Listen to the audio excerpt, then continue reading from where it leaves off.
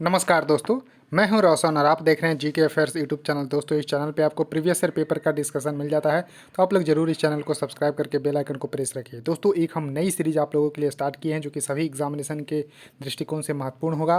वो है GK GS का रामबाण, जिसमें हम विभिन्न परीक्षाओं में पूछे गए प्रश्न को डिस्कस करते हैं, जो कि DFCCL, CG, PDTM, SSC, CGL सभी में महत्वपूर्ण होगा, क्योंकि हम इसको TCS स्पेशल रखने की कोशिश करते हैं। इसके अलावा भी आप एग्जाम की तैयारी करते हैं तो ये सीरीज आपके लिए महत्वपूर्ण होगा, तो वीडियो को अपने दोस्तों के साथ भी शेयर कर दीजिएगा। PDF चाहिए तो आप हमारे टेलीग्राम चैनल से जुड़ सकते हैं, जिसका लिंक आपको नीचे डिस्क्रिप्शन में है। और आपके पास देखिए कोई भी क्वेश्चन पेपर होता है तो gkfs25@gmail.com पे भेज सकते हैं, ताकि हम उसको यहाँ पर डिस्कस कर सकें। तो देखिए यहाँ पर आपको तीसरा वीडियो देखने को मिल रहा है, जिसमें हम 30 क्वेश्चन तक डिस्कस कर चुके हैं 2 वीडियो में। तो देखिए पेपर पूछा गया है GSECL यानी कि गुजरात स्टेट इलेक्ट्रिसिटी बोर्ड में, विद्युत सहायक JEE सिविल में। तो यहाँ पर देखिए आपको किस एग्जाम में पूछा गया है, यहाँ पर लिख देते हैं ताकि आप इसको देख सकते हैं। तो यहाँ पर क्वेश्चन है कि which of the following state is the highest producing state of the groundnut, यानी कि ग्राउंड नट मतलब मूंगफली, यानी कि मूंगफली का सबसे ज़्यादा उत्पादन करने वाला राज्य, यानी कि सर्वाधिक उत्पादन करने वाला राज्य कौन सा है। तो ऑप्शन देख सकते हैं, तो इसमें सही उत्तर होगा गुजरात। गुजरात जो है यहाँ पर सबसे ज़्यादा जो है मूंगफली उत्पादन करने वाला राज्य है, तो गुजरात इसका सही उत्तर होगा, बी इसका सही उत्तर होगा। अब देखिए यहाँ पर ऑफिशियल डेटा आप लोगों के सामने है, जो कि मिनिस्ट्री ऑफ एग्रीकल्चर से मैंने लिया है। स्टेट वाइज परसेंटेज शेयर किसका है, तो देखिए गुजरात देश भर में अकेले जो है 40% जो है ग्राउंड नट का उत्पादन यानी कि मूंगफली का उत्पादन करता है। उसके बाद यहाँ पर आपको देखने को मिल रहा है आंध्र प्रदेश 17%, तमिलनाडु यहाँ पर 10% के साथ, कर्नाटक 9%। इस तरह से आप देख सकते हैं पूरे स्टेट वाइज शेयर मैंने लगा दिया है। तो फर्स्ट सेकंड थर्ड यानी कि गुजरात, आंध्र प्रदेश और तमिलनाडु, इसको जरूर ध्यान रख लीजिएगा, बहुत ही इंपॉर्टेंट है। लेकिन गुजरात का मुकाबला करने वाला यहाँ पर कोई नहीं है। और अगर पूरे वर्ल्ड की हम बात करते हैं, पूरी दुनिया की, तो चाइना यहाँ पर नंबर 1 होगा। जी हाँ, चाइना में सबसे ज़्यादा मूंगफली होता है। और दूसरे नंबर पे है अपना प्यारा भारत, यानी कि भारत का स्थान पूरे वर्ल्ड में दूसरा स्थान है मूंगफली उत्पादन में। उसका देखिए नेक्स्ट क्वेश्चन है कि डॉक्टर सलीम यहाँ पर मोइजुद्दीन अब्दुल अली, जिनको जो है शॉर्ट में आप जानते होंगे डॉक्टर सलीम अली। जी हाँ, डॉक्टर सलीम अली जो कि एक क्या थे, तो पक्षी विज्ञानी थे। जी हाँ दोस्तों, करेक्ट आंसर इसका बी होगा, पक्षी विज्ञानी थे, यानी कि इसको इंग्लिश में अगर बोला जाए तो ऑर्निथोलॉजिस्ट थे। तो कई बार एग्जाम में आ चुका है क्वेश्चन कि ऑर्निथोलॉजी क्या होता है, तो study of birds is called the ornithology, यानी कि that branch in which we study the birds is called the ornithology. तो ऑर्निथोलॉजी ध्यान रखिएगा, तो उसी का अध्ययन करते थे, पक्षी का अध्ययन करते थे, तो ये पक्षी विज्ञानी कहलाए। और इनके नाम पे, क्योंकि ये इतने प्रसिद्ध थे कि पक्षियों के लिए, कि इनके नाम पे 2 जो है यहाँ पर एक नेशनल पार्क और एक बर्ड सेंचुरी यानी कि पक्षी अभयारण्य रखा गया है। तो देखिए नेशनल पार्क है जम्मू कश्मीर में। जी हाँ, सलीम अली नेशनल पार्क कहाँ पर है, तो जम्मू कश्मीर में है। और सलीम अली बर्ड सेंचुरी यानी कि सलीम अली पक्षी अभयारण्य गोवा में है। तो इसमें कन्फ्यूजन नहीं होना है। तो पूछा जाए कि सलीम अली कौन थे, तो पक्षी विज्ञानी थे। सलीम अली नेशनल पार्क कहाँ पर है, तो यहाँ पर जम्मू कश्मीर होगा। और सलीम अली पक्षी अभयारण्य कहाँ पर है, तो गोवा में होगा। इसको जरूर ध्यान रखिएगा। उसका देखिए नेक्स्ट क्वेश्चन आपके सामने है कि भूटान देश की आधिकारिक भाषा कौन सा है, तो देखिए जोंगखा इसका सही उत्तर होगा, लेकिन इंग्लिश में देखिए डी साइलेंट है, तो जोंगखा इसको करेक्ट उत्तर होगा। और देखिए भूटान जो है यहाँ पर लैंड लॉक्ड कंट्री है, यानी कि जो है भारत और बेसिकली चीन के बीच में सैंडविच का काम करता है। तो इसको इस तरह से देख सकते हैं मैप में आपको। तो यहाँ पर आप मैप खुद जाकर देखिए, यहाँ पर आपको गूगल पे, तो इस तरह से आपको देखने को मिल जाएगा कि भारत और चीन के बीच में सैंडविच का काम कर रहा है यहाँ पर भूटान। और इसकी जो है आधिकारिक भाषा है जोंखा, और इसकी कैपिटल है थिम्पू। तो थिम्पू इसके जो है कैपिटल है, तो इसको भी ध्यान रख लीजिएगा, बहुत ही महत्वपूर्ण है। नेक्स्ट क्वेश्चन आपके सामने है कि मेडिकल भाषा में BMI का फुल फॉर्म क्या है। तो देखिए इससे रिलेटेड आप अपने बॉडी पर भी ध्यान रख सकते हैं। तो BMI का फुल फॉर्म है बॉडी मास इंडेक्स। तो बॉडी मास इंडेक्स इसका सही उत्तर होगा, करेक्ट आंसर इसका ए होगा। अब देखिए इससे जो है क्या हम जो है मापते हैं कि किसी भी जो है शरीर का वजन के अनुसार जो है, यानी कि बॉडी मास इंडेक्स के द्वारा जो है हम उसको मापते हैं कि वो पतला है यानी कि अंडर वेट है, ओवर वेट है, ओबेसिटी मोटापा है। तो इस तरह से आप देख सकते हैं। तो देखिए बॉडी मास इंडेक्स को मापने का तरीका है कि आप अपने वेट को केजी में ले लीजिए। जैसे कि आप अगर यहाँ पर आपको 60 केजी है तो 60 ऊपर लिख दीजिए। और हाइट जो है आपको अगर 160 सेंटीमीटर अगर है तो 1.6 मीटर हो गया, तो 1.6 मीटर को यहाँ पर कर दीजिए स्क्वायर, तो यानी कि 256 यहाँ पर हो जाएगा, यानी 2.56 इसका हो जाएगा।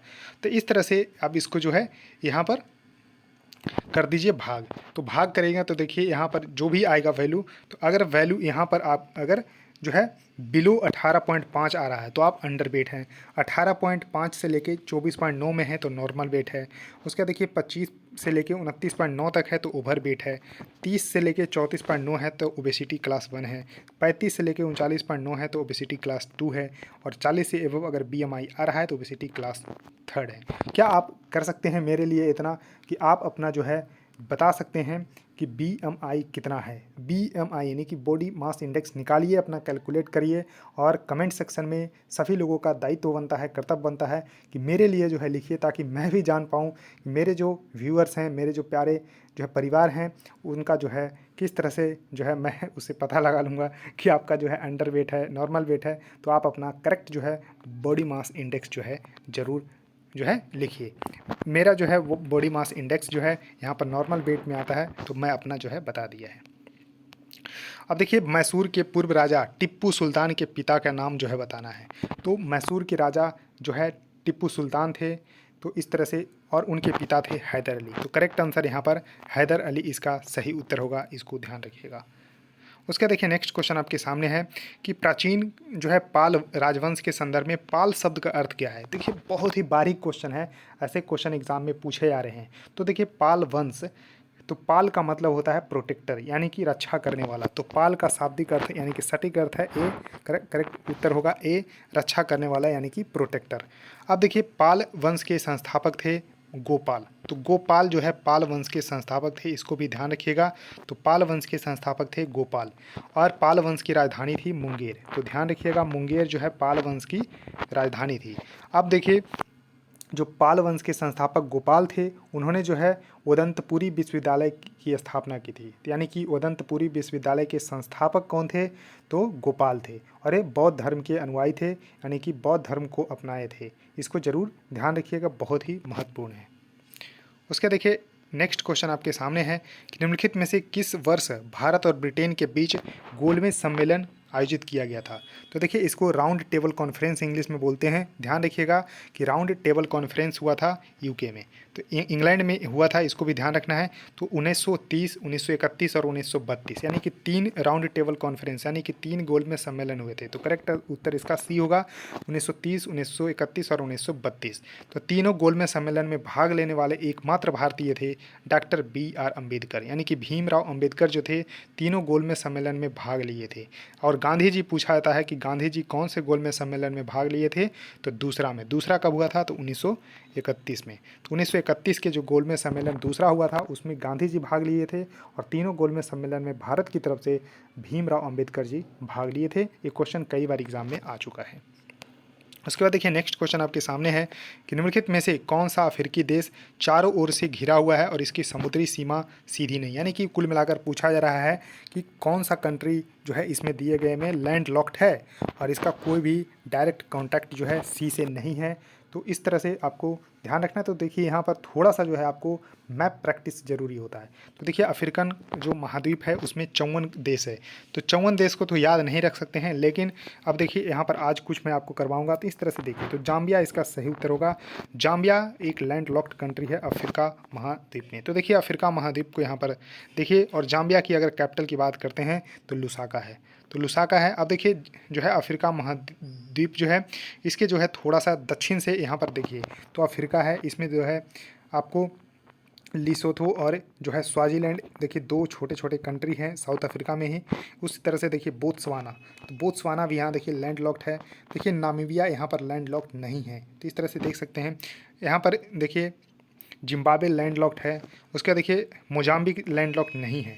देखिए जाम्बिया यहाँ पर आपको देखने को मिल रहा होगा। तो ये जाम्बिया जो है ये लैंड लॉक्ड है, यानी कि पूरी तरह से लैंड लॉक्ड है, इसका कोई भी जो है सी से कांटेक्ट नहीं है। देखिए अंगोला पूछा गया था, यहाँ पर अंगोला जो है इसका सी से कांटेक्ट है। तंजानिया का यहाँ पर है, कीनिया का है। तो इस तरह से आप लोग देख सकते हैं मैप में।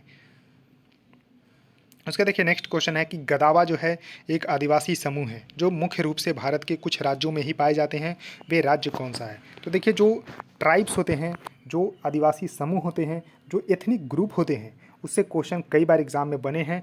तो यहाँ पर करेक्ट उत्तर होगा डी, उड़ीसा और आंध्र प्रदेश के एथनिक ग्रुप हैं।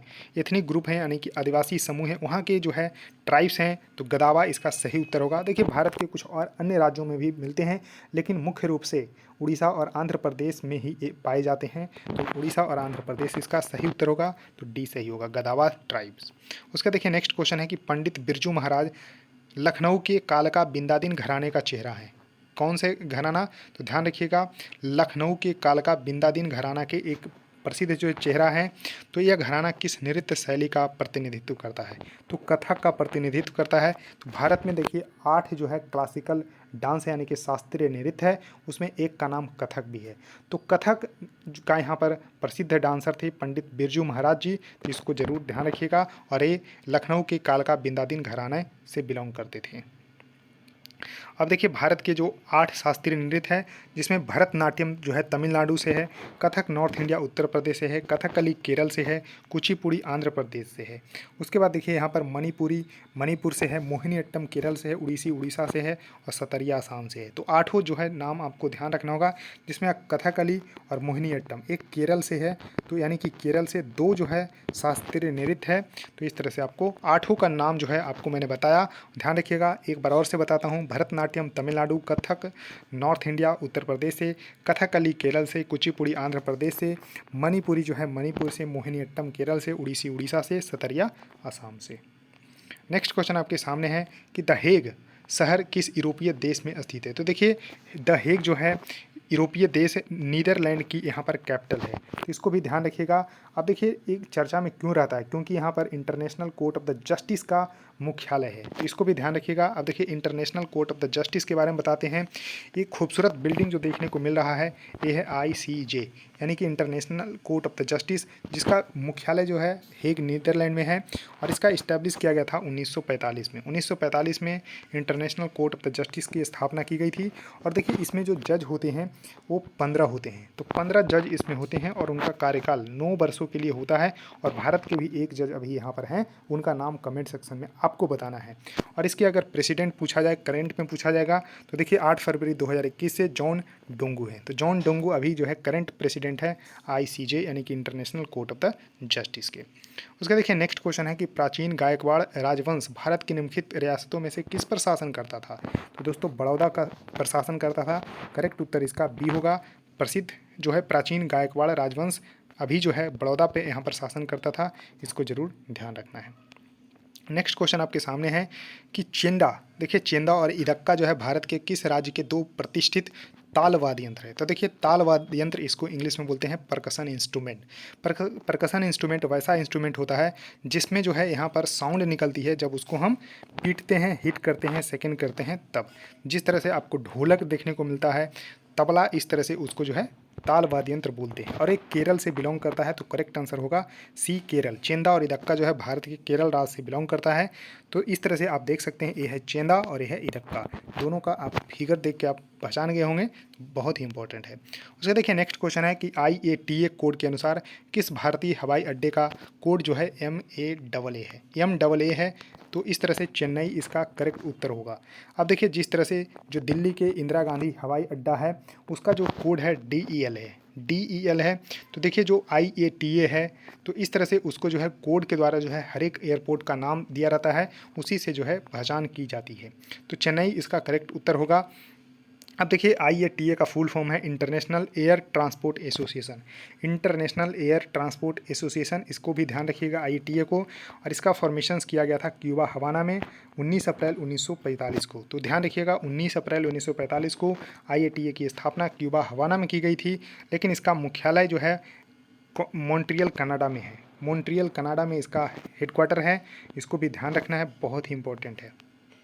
अब देखिए नेक्स्ट क्वेश्चन है कि निम्नलिखित में से कौन सा स्थान भारत जो है स्थान अरब सागर में द्वीपों के लक्ष्य समूह लक्षद्वीप की राजधानी है? तो देखिए एक सिंपल सा पूछा जा रहा है। इस तरह से अगर भारत का मैप बनाते हैं तो यहाँ पर देखिए आपको अरब सागर है, पश्चिम तट अरब सागर है, बंगाल की खाड़ी है। तो बंगाल की खाड़ी में बात करते हैं तो अंडमान निकोबार है, और अरब सागर में यहाँ पर आपको जो है लक्षद्वीप देखने को मिलता है। लक्षद्वीप की राजधानी है कवारती। तो करेक्ट उत्तर इसका सी होगा, कवारती इसका सही उत्तर हो जाएगा। इसको जरूर ध्यान रखना है, बहुत ही इंपॉर्टेंट है। तो दोस्तों 45 क्वेश्चन हो चुके हैं। इसी तरह से श्रृंखला लगातार चलती रहेगी। बस देखिए, आप लोगों का प्यार चाहिए, सपोर्ट चाहिए, यानी कि वीडियो को जितना शेयर कर सकते हैं करिए। वीडियो को लाइक आप लोग नहीं देते यार, लाइक ज़रूर दीजिए और चैनल को ज़रूर सब्सक्राइब करके बेल आइकन को प्रेस रखिए। सो थैंक यू दोस्तों, इस वीडियो में इतना ही। धन्यवाद।